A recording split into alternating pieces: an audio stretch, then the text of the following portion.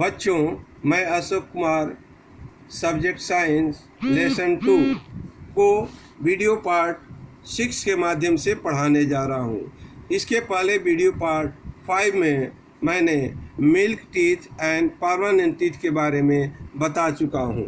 अब मैं video part 6 के माध्यम से point tooth decay and tooth thick के बारे में बताने जा रहा हूँ, अर्थात दांतों का क्षय होना और दांतों का दर्द। When we eat food, small bits and it get stuck between our teeth. Sometimes the bit of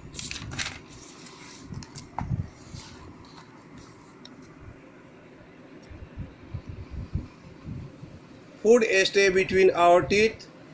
If we do not brush our teeth carefully, the bacteria present in our mouth react with the leftover food and form acids. These acids affect the tooth enamel, which start decaying. This is called tooth decay. अर्थात जब हम खाना खाते हैं तो उसके छोटे छोटे टुकड़े हमारे दांतों के बीच फंस जाते हैं। कभी कभी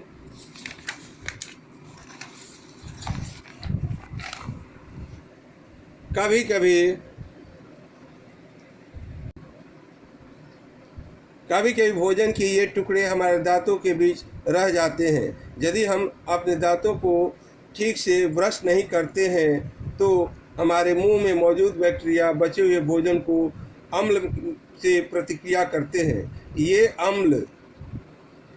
अम्ल दांतों के एनिमल को प्रभावित करते हैं और सड़ने लगते हैं। इसे क्षय कहा जाता है, दांतों का क्षय होना कहा जाता है।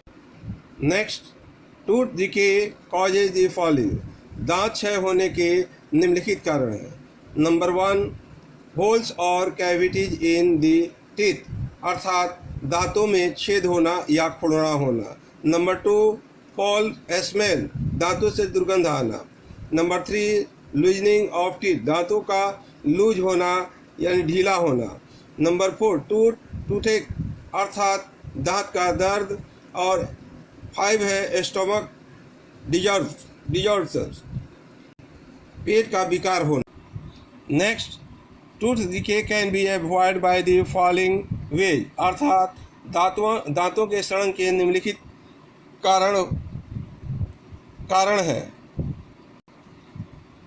अर्थात दांतों के सड़न से निम्नलिखित तरीकों से बचाया जा सकता है। Number A, we should avoid eating too many sweets, ice cream and chocolates, अर्थात हमें बहुत सारी मिठाइयाँ, आइसक्रीम और चॉकलेट खाने से बचना चाहिए।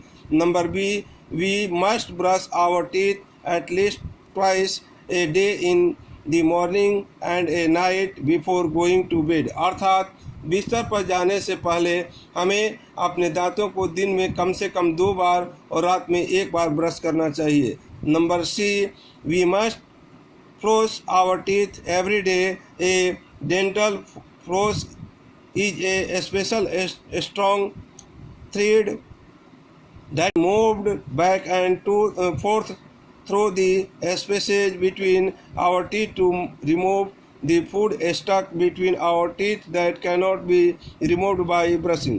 और हमें हर दिन अपने दांतों को साफ करना चाहिए। एक दंत सूत से विशेष जो मजबूत धागा होता है जो हमारे दांतों के बीच रिक्त स्थान के माध्यम से हमारे दांतों के बीच फंसे भोजन को हटाने के लिए आगे पीछे किया जाता है, जिसे ब्रश करके नहीं हटाया जा सकता है। The tongue is fleshy muscular organ attached at the back to the floor of the buccal cavity. It is free at the front and can be moved in all directions. The various function of the tongue are as follows, अर्थात जीभ एक मांसल पेशी अंग है जो पीछे की तरफ गुच्छेदार गुहा से जुड़ी होती है।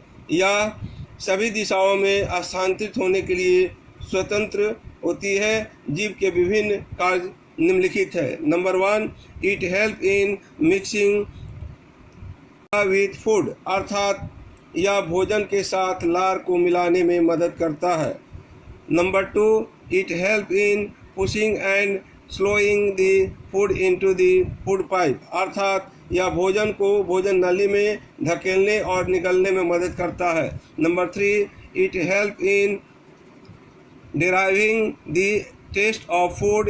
It has several taste buds that can distinguish various type of tastes in food, salt, sour, bitter and sweet अर्थात यह भोजन के स्वाद को प्राप्त करने में मदद करता है।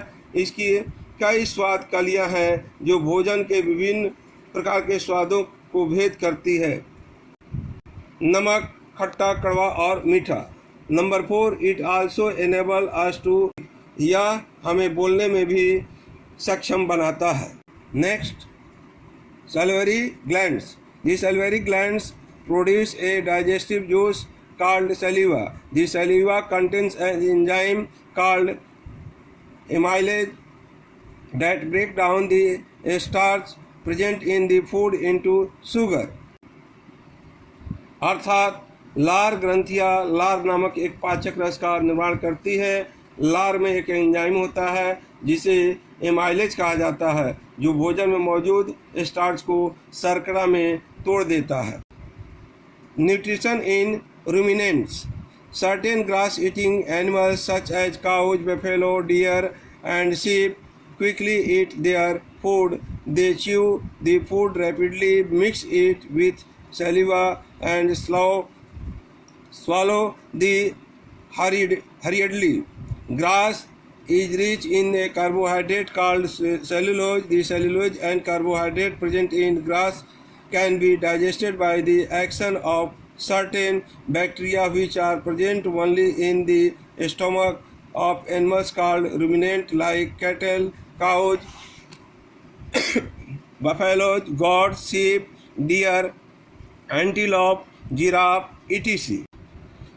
अर्थात कुछ घास खाने वाले जानवर जैसे गाय, भैंस, हिरण और भेड़ जल्दी से अपना खाना खाते हैं। वे भोजन को तेज़ी से चबाते हैं और लार के साथ मिलाते हैं और इसे जल्दी से निगल लेते हैं। घास एक कार्बोहाइड्रेट से समृद्ध होता है जिसे सेलुलोज कहा जाता है। घास में मौजूद सेलुलोज और कार्बोहाइड्रेट को कुछ जीवाणु की क्रिया द्वारा पचाया जा सकता है जो केवल पशुओं के पेट में मौजूद होते हैं। गाय जैसे जो गाय जिसे गाय कहा जाता है।